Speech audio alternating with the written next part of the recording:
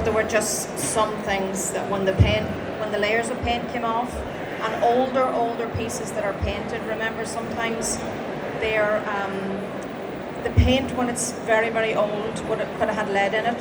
So I always say, with things like that, be careful, use a stripper, not sanding, because when you're sanding things, you're raising the dust. Always wear masks, but you can use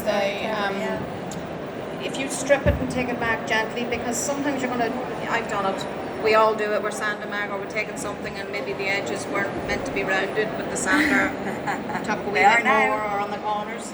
Yeah. So there is lots, and you know what, I would have run workshops, and I would have run workshops too for teenagers and youth clubs, because they need to see. It's the younger ones too that need to be taught that it's okay to have something that's old and do something different with it. Yeah, I want to make sure we have enough time for enough questions, Maggie, so thank you. Are there any particular woods or materials that you'd say would not be suitable to repainting and redoing? Very good question. Once there's solid woods, you can sand. A lot of furniture, a lot of the old 70s, 80s stuff might have had layers of, it would be a veneer on the top of it.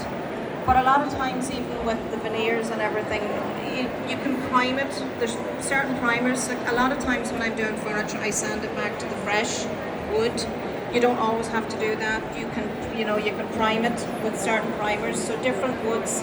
The laminates, as I've said, they're a bit tougher because you're not getting down to the grain, but there are great quality primers out there and undercoats. You just have to read. So where would you get that kind of information then to make sure that you're buying the right thing? Well, for starters, you can go to my website. I have a wee, or you can email me at whatever. I have a wee ebook that I did and created for just doing it was basics of a piece of furniture. Yes. And just to give it a good wash with sugar soap, different products, give it a good wash, give it a sanding, whatever.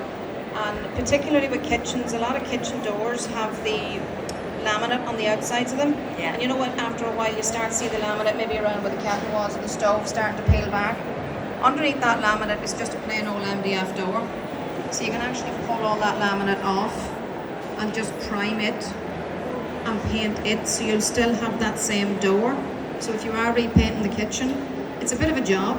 Yeah. But usually it's actually, for me, it's therapeutic because you really can get in there with a scraper, and sometimes even if you run a hairdryer on it, a bit of heat, you'll just see it bubbling, because that's, so if you want to take on with it yourself, or, there's loads of people out there doing those things too. Yeah. So pearlredesigns.com. Pearlredesigns.com. Any other questions for Maggie? Anyone? While we have her here, as I was saying, we do have Ask the Expert. I think that's going on throughout the day, so just keep an eye on the information desk. That's probably up in the theatre here in the corner. But also, as I said earlier, make sure you watch the screens here, because we have people